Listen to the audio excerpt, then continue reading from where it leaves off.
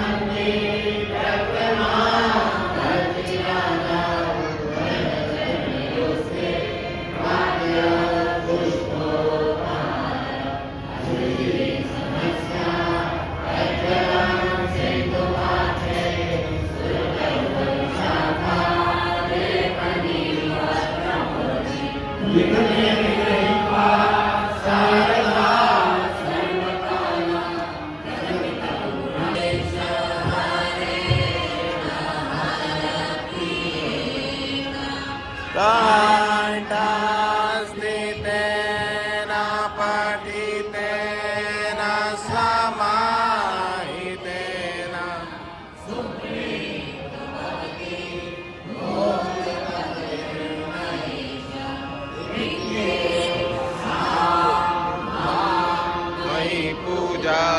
श्रीमच्छङ्करपादयोः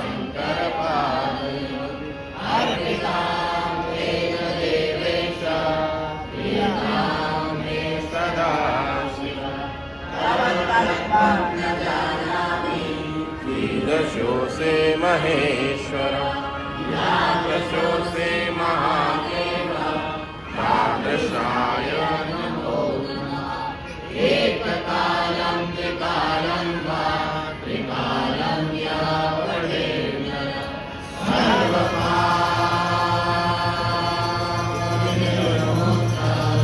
शिवलोके महीयते यदक्षरं पदं भ्रष्टं मात्राहीनं च यद्भवेत् तत्सर्वं क्षम्यतां देव प्रसीद परमेश्वर अन्यथा शरणं नास्ति त्वमेव शरणं मम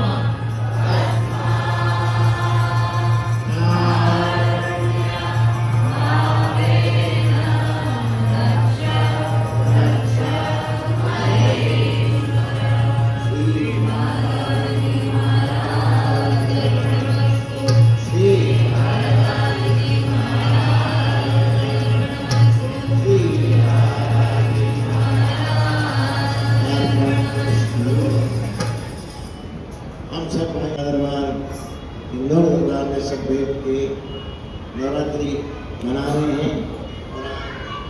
हमारा वैशाख संवत का पहला दिन है। पहली नवरात्रि गुड़ी पड़वा, महाराष्ट्र से गुड़ी पड़वा के नाम से बोलते हैं। वैशाख संवत का पहला दिन है। तो सभी लोगों को दादाजी की दया से मंगलमय हो। और सबसे बड़ी बात, दादाजी की कृपा से हम सब लोग जो है दादाजी की बाल गोपाल, दादाजी की कृपा से उनके भजन में, उनके ध्यान में खूब मन लगे। भजन में हमारा कैसे भी मन जो है वो एक मन में भजन बस जाए। यही दादाजी महाराज से हमारी प्रार्थना कि आप सबके मन में दादाजी महाराज जो है अपने आत्मिक उत्थान के लिए, आत्मिक कल्याण के लिए जो भी भाव है वो आपके अंदर प्रकट हो, प्रकट होके और उसका आनंद आप ले सकें। ये गुरुनाथ की कृपा है।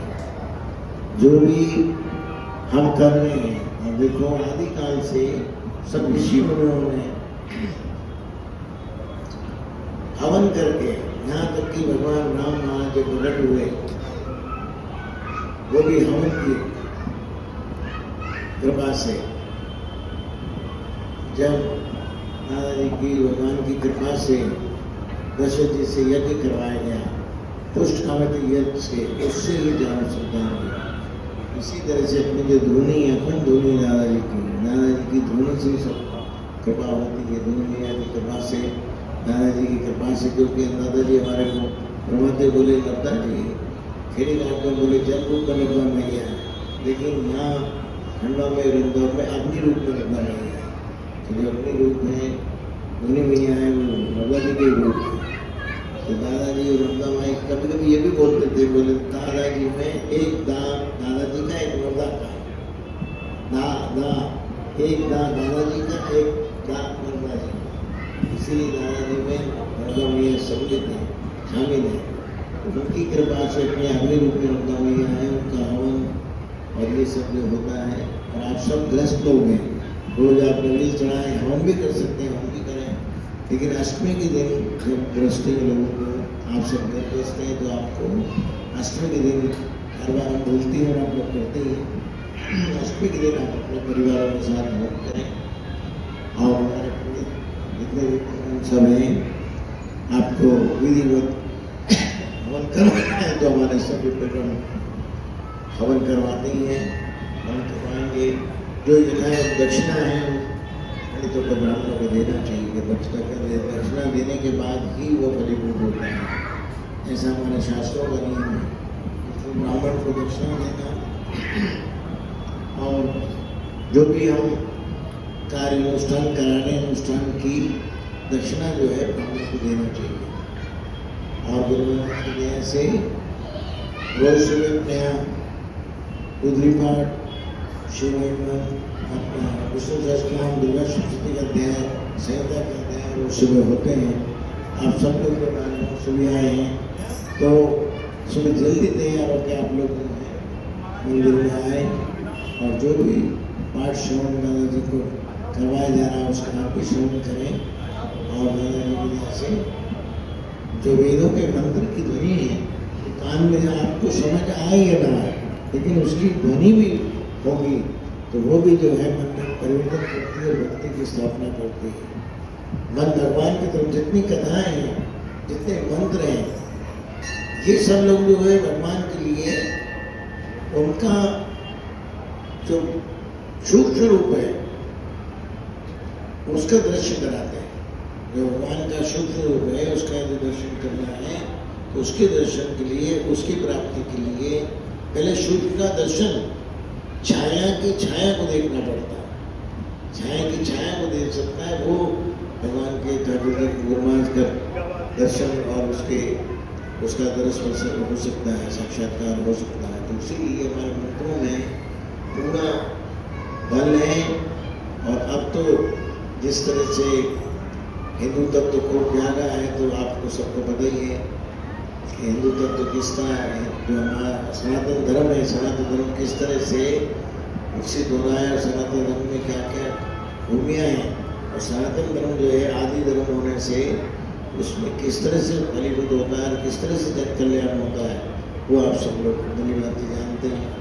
और दरबार में तो दादाजी की दया से हमारे गुरु महाराज भी पूरी बड़ी पीढ़ी भी छोटे दादाजी महाराज भी सम्मान करते थे दादाजी भी सम्मान करना जब ये शुरू में विराजे दादाजी खंडवा से आके तो 12 साल सिर्फ जल पी के और जो भी चीज़ आती थी कपड़ा आया खाना आया कुछ भी आया तो दादाजी ने हवन करके सब हवन में डाल दिया।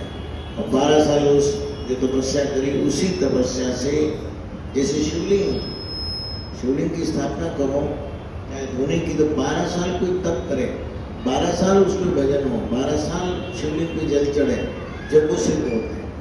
उसी तरह से धोनी भी धोनी रमाने वाले जो उसने धोनी लगाई जो भी संत हैं जो भी होंगे वो मठाधीश जो है 12 साल लगातार हवन करें जब जाके वो धोनी सिद्ध होती है।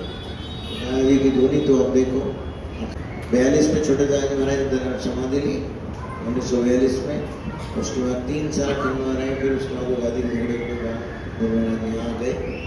तो यहाँ आने के बाद गुरु महाराज ने जो धुनी लगाई तो सन 45-46 की धुनी है। आप देखो 50, 25, 75, 80 साल हो 80 साल से प्रकट है धुनी।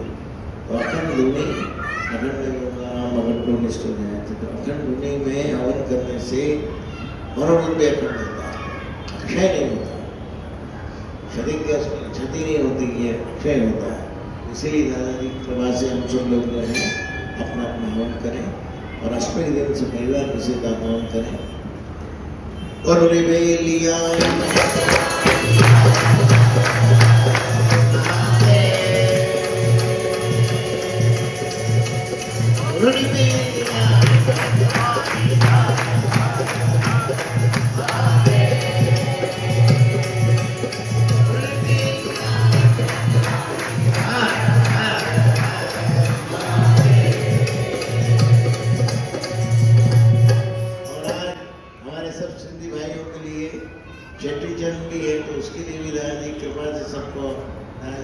आशीर्वाद है। आज सब आपका भी नया साल शुरू हुआ है चेटी चंद से नया साल शुरू होता है सिंध का भी सिंध समाज की भी चेटी चंद नया साल ही मानते हैं। नया साल का पहला दिन है तो चेटी चंद की भी और नव वर्ष की भी विक्रम संवत की भी सबको दादाजी महाराज की देवी सब प्रसन्न रहे सब पे गुरु महाराज के भजन में मन लगे भगवान से गुरु महाराज से वो रास्ता बढ़े और जो भी सही है जो वो करना चाहते हैं वैसा उनकी कृपा से करें ऐसी ही बुद्धि दें जैसा वो चाहते हैं वैसा हमसे कर्म कराएं यही हमारे मन में शक्ति है। जय श्री दादा जी की जय श्री दादा जी की जय श्री दादा जी की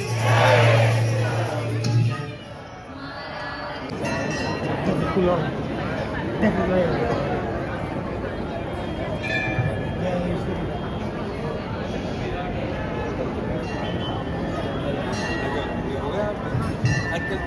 प्रसाद वो उसको लेके आ। आशिक चल